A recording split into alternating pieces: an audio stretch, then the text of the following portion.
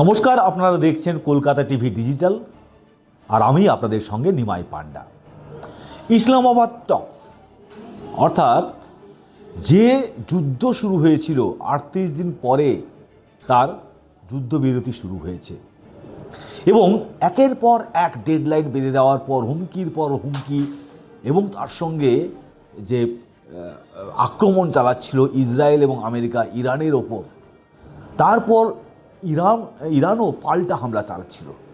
সেখান থেকে একটা আলোচনার টেবিলে দুপক্ষ বসতে রাজি হয়েছে, তার জন্য 2 সপ্তাহের যুদ্ধবিরতি। এবং যে যুদ্ধবিরতি ঘোষণার সঙ্গে সঙ্গে যে মধ্যস্থতাকারী দেশ ইসলামাবাদ অর্থাৎ পাকিস্তান, তাদের পক্ষ থেকে ইরানের হয়ে 10টি শর্ত তারা আমেরিকার কাছে পেশ করে এবং আমেরিকাও রাজি হয় বলে জানায়। তারপরেই যুদ্ধবিরতি শুরু হয় দুপক্ষ থেকে। কিন্তু এই ইসলামাবাদ টক্স যা শনিবার থেকে শুরু হবে ইসলামাবাদে, সেখানে কি হতে চলেছে অবশ্যই তার দিকে নজর রয়েছে বিশ্ববাসীর। কারণ এই যুদ্ধ যদি আবার শুরু হয় এবং সেটা যদি মারাত্মক আকার ধারণ করে, তাহলে কিন্তু বড় ধরনের সংকটের সম্মুখীন হবে সারা বিশ্ব।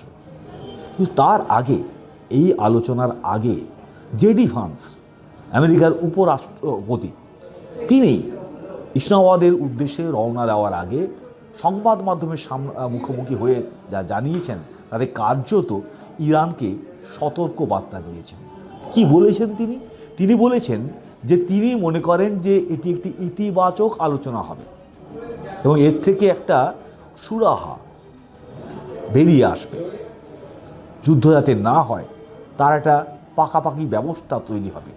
কিন্তু যদি ইরান কোনোভাবে এর মধ্যে খেলা করে, অর্থাৎ আমেরিকাকে যদি তাদের সঙ্গে কথাবার্তার মধ্যে বিষয়টাকে গুরুত্ব না দিয়ে ঢিলেমি করে বা আরও আলোচনাটাকে আরও দীর্ঘতর করতে শুরু করে, তাহলে কিন্তু আমেরিকা ছেড়ে কথা বলবে না। কারণ আমেরিকা মনে করে যদি ইরান ভালোভাবে আলোচনার টেবিলে কথা বলে, তাহলে আমেরিকাও খোলা মনে আলোচনা করবে। সব মিলিয়ে ইসলামাবাদ টক্সের আগেই কৌতূহল শুরু হয়েছে।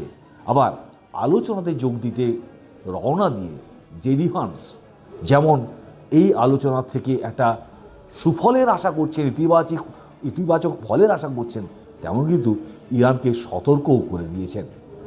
আর ইসলামাবাদ হচ্ছে আমেরিকার বন্ধু দেশ, আবার ইরানেরও বন্ধু দেশ।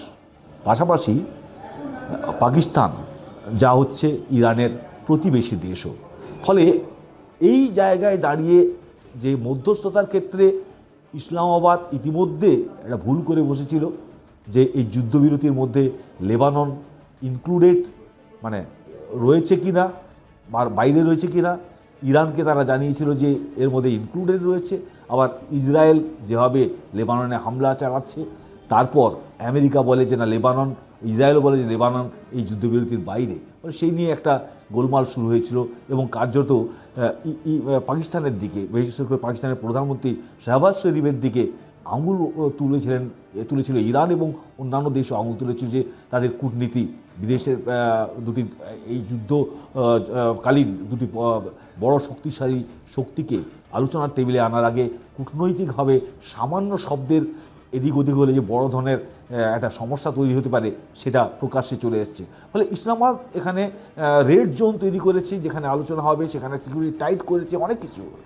কিন্তু আসল কথা যে যুদ্ধ থামছে কিনা সেটার দিকে নজর থাকবে। আর এই আলোচনায় কি হবে তার দিকে সবার নজর রয়েছে। আপাতত শনিবার এই আলোচনা শুরু হলে সমস্ত নজর, বিশ্বের নজর থাকবে এই আলোচনার টেবিলের দিকে। আরও খবর জানতে চোখ রাখবেন কলকাতা টিভি ডিজিটালে, রাত দিন 7 দিন।